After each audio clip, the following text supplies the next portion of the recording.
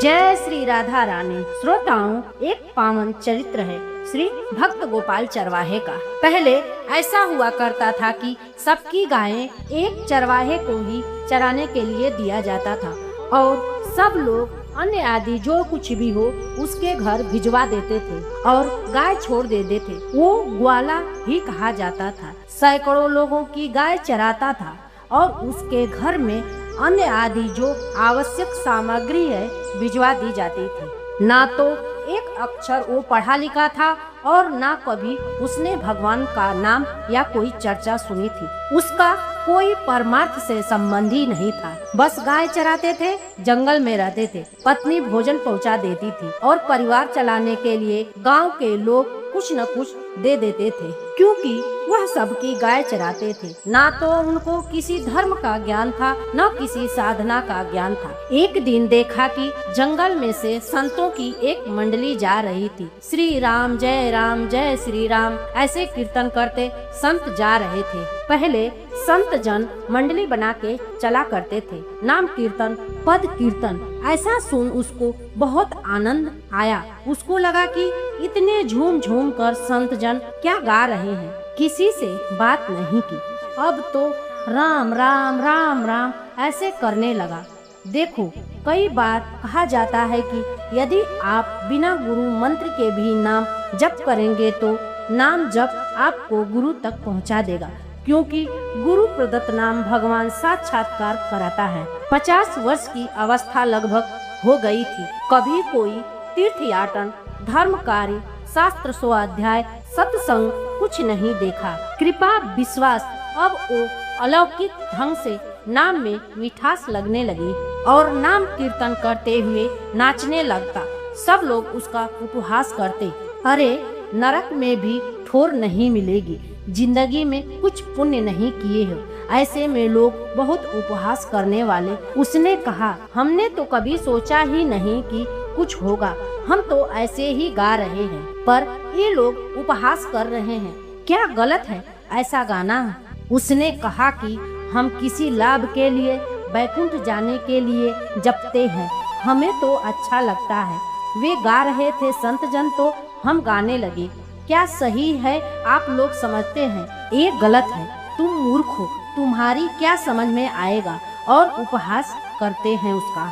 उसके मन में एक बात आई, कोई यह प्रमाण दे दे मुझे कि यह जो मैं संतों के मुख से सुना नाम, यह परम सत्य है, यह परम सुखकारी है और इससे क्या बैकुंठ मिल जाएगा। कोई तो मुझे, और जब किसी के हृदय से ऐसी आकांक्षा होती है तो वही मिल जाते हैं जो सबके हृदय को जानते हैं। एक दिन उसने देखा कि सब लोग हंसी मजाक कर रहे हैं। उसी समय एक लंगोटी पहने हुए, हाथ में कम्बल और दंड धारण किए हुए कोई परमहंस संत है, दौड़कर चरणों में जाकर गिर गया। महाराज महाराज, बस एक बात करनी है आपसे, आप मुझे वह बता दीजिए जो हम राम राम कह रहे हैं, ये लोग हमारा उपहास करते हैं, क्या इससे हमारा कल्याण हो जाएगा, बैकुंठ मिल जाएगा? तो उन्होंने कहा, बेटा, बहुत मंगलमय भगवान राम का नाम है, पर हमें लगता है कि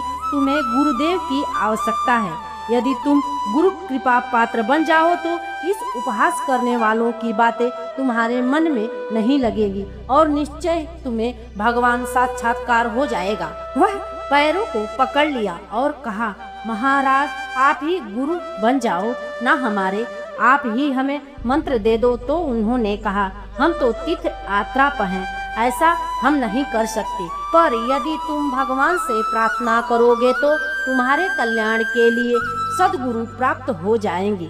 इसीलिए जैसे कोई पूछते हैं कि किसको सद्गुरु बनाऊं, तो हम पहले कहते हैं किसी को नहीं, पहले भगवान को मानो, श्री हरि जगत गुरु श्री कृष्ण को। फिर उनसे प्रार्थना करो कि यदि आप आवश्यक समझते हैं तो सद्गुरु के रूप में आप आकर हमारा कल्याण करें। तो मुझे उन तक पहुंचा दो या आप स्वयं आ जाओ, मैं नहीं खोज कर पाऊंगा। मेरी वो दृष्टि नहीं है कि मैं किसी महापुरुष को पहचान सकूं। मैं तुमसे सत्य कहता हूँ, सद्गुरु कि जो शरण में हो गया तो उसके जीवन में नौका की डंडी सदगुरु अपने हाथ में ले लेते हैं। फिर उसको कोई भय, कोई उपहास, कोई लज्जा नहीं सताती। वो सुखपूर्वक इस दुखद अपार संसार समुद्र से पार हो जाता है। पर बेटा, तेरे ऊपर भगवान की बड़ी कृपा है, क्योंकि तू संतों को मानता है। तू मेरी बात पर विश्वास कर ले, अंदर से तू एकांत में रो, तुझे सदगुरु मिल जाएंगे। अब ऐसा कहकर वे अपने राह पर चल पड़े तीर्थ यात्रा के लिए। अब वो खोजता, एकांत में बैठकर देखता। कभी कभी वो पेड़ पर चढ़ जाता कि कोई संत तो नहीं आ रहे हैं। अब उसके लिए वहाँ भोजन पहुँचाया जाता, खाता, गाय देखता और बस खोज करता कि सदगुरु आ जाएं। भगवान सदगुरु बन के आ गए। वही है सदगुरु। देखा सामने बड़े तेजस्वी महात्मा बड़े तीव्र गति से आ रहे हैं। वे दौड़ा, गुरुदेव गुरुदेव के चरणों में लौट गया। चरणों में ज्यों ही गिरा कि एक बिजली सी उसके हृदय में दौड़ी। अब बात बन गई, गुरुदेव मिल गए। देखते ही देखते सात्विक भाव उत्पन्न हो गए, आंसू निकलने लगे। देखते ही मन में आया कि जो संत कह रहे हैं सदगुरु मिल जाएंगे, वही हमारे सदगुरु हैं। हृदय में उत्साह आतुर आवाज, हे प्रभु, मुझे भव सागर से पार करने वाला गुरु मंत्र दे दो। ऐसे थोड़ी गुरु दक्षिणा दी जाती है कि गली चलते ही दे दो। जा पहले स्नान करके आ, फिर एकांत स्थान में बैठेंगे, फिर तेरे को उपदेश देंगे। ग्वाला बोला, महाराज, मैं जंगली आदमी हूँ, गाय चराता हूँ। हमारा घर बार से कोई आना जाना नहीं है, यही भोजन आ जाता है। संत ने कहा, अच्छा, स्नान कर के आ जा, एक पेड़ के नीचे मैं तुझे कुछ नियम बता दूं।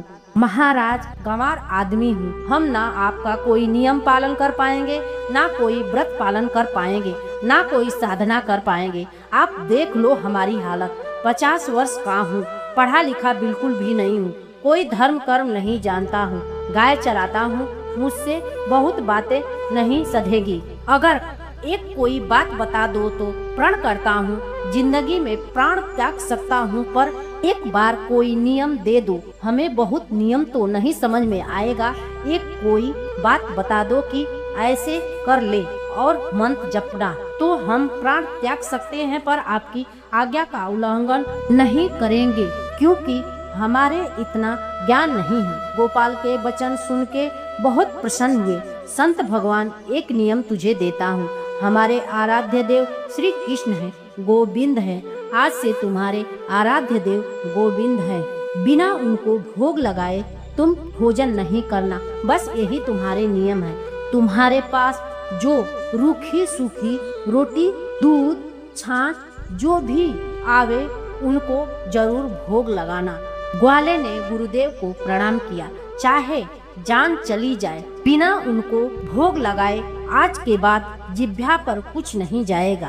अब तो गोपाल नाक पड़ा कि गुरुदेव मिल गए, गुरु मंत्र मिल गया और इष्ट की पहचान मिल गई। उसी समय घर से भोजन आया। कभी कोई चटनी रोटी दे जाता तो कभी कोई सूखी रोटी दे जाता था। एकांत वृक्ष के नीचे बैठा, आओ गोविंद पाओ। अब गोपाल विचार करने लगा कि आ रहे हैं कि नहीं। वह गुरु जी के आज्ञा के अनुसार जब तक गोविंद भोजन भोग नहीं लगाएंगे तब तक वह पाएगा नहीं। पूरा दिन व्यतीत हो गया।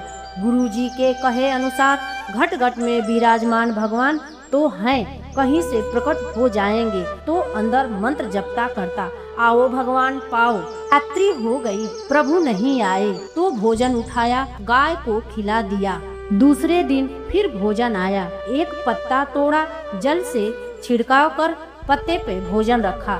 भगवान को फिर पुकारा, आओ प्रभु, गुरुदेव की आज्ञा के बिना आपको भोजन पवावे हम अपनी जबान पे नहीं रखेंगे। शाम हो गई, रात्रि हो गई।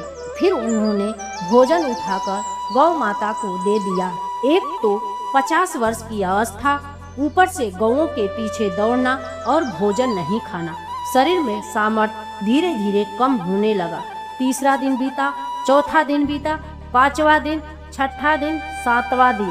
दिन पे दिन प्राण छूटे जा रहे थे। उसने सोचा प्राण चले जाएंगे पर गुरुदेव की आज्ञा का उल्लंघन नहीं करूँगा। ऐसे ही कई दिन व्यतीत हो चुके थे, अस्थिर मात्र हो गए थे। एक दिन उसकी स्त्री ने पूछ लिया, भोजन तो हम रोज लाते हैं, आप क्या भोजन नहीं खाते हैं? 18 दिन बीत गए हैं। 19वें दिन जब भोजन आया तो पेट की आंतें सब सिकुड़ गई थी। वैसे ही 50 वर्ष के थे, आंखें धंस गई थी, उनके उठने की ताकत बिल्कुल नहीं थी। पत्नी ने फिर कहा, आप कुछ तो बताइए कि क्या आपको कोई रोग हो रहा है? आप भोजन नहीं पा रहे हैं, मैं रुक जाऊं यहीं आपकी सेवा के लिए, आप घर चलिए। कोई उत्तर नहीं, आप जाइए, हम ठीक हैं। फिर धीरे धीरे पत्ते लगाए, पानी छिड़के, भगवान को भोग लगाए। शाम हो गई, फिर उठाकर गौ माता को दे दिए। उन्होंने विचार किया कि अब तो मरना ही है, मुझ जैसे अधम के पास भगवान तो आएंगे ही नहीं, वो तो भगवान है, पर मैं अपने गुरु के वचन नहीं तोड़ सकता, मर जाऊं। 27 दिन व्यतीत हो गए, एक कवल भी अन्न नहीं खाए। न चलने की शक्ति थी, न पत्ता लाने की शक्ति थी, न जल छिड़कने की शक्ति थी। जिस पात्र में भोजन लाई थी, लेटे लेटे ही खोल दिया और कहा, प्रभु मुझे पता है आप इस शरीर से नहीं मिलोगे, पर आप जान लो कि मैं अपने गुरु की आज्ञा का उल्लंघन नहीं करूंगा। इसी को निष्ठा कहते हैं। 27वां दिन था। पति की दशा देखकर कहा, स्वामी अब तो आप कहोगे, मैं नहीं जाऊंगी। इशारे से कहा, आज भर चली जा, क्योंकि उसको लग रहा था कि आज प्राण निकल जाएगा। आज भर चली जा, फिर कल से जैसी तेरी इच्छा। इशारे से बोलने की भी सामर्थ्य नहीं थी। गोपाल के आंसुओं की धारा चल रही थी। जो भोजन पत्नी लाई थी, पड़े पड़े धीरे से खोल दिए। हमारे हाथों आप भोग नहीं लगाए। बड़े प्रेम से आवाज आई, गोपाल, क्योंकि ग्वाले की बोलने की हिम्मत नहीं थी।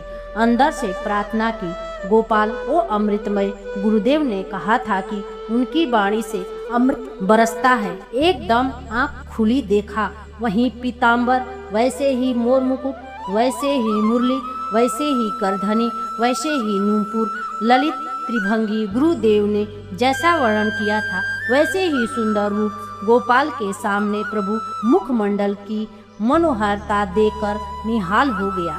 अधरों पे रखी वही मुरली। खास बात यह थी कि न कोई गाय देख पा रही थी, न कोई और चरवाहा सिर्फ देख रहा था। ये भगवान जैसे इस सभा में किसी से बात कर रहे हैं। भगवान किसी से मिलते हैं तो पास बैठा व्यक्ति भी नहीं देख पाता है।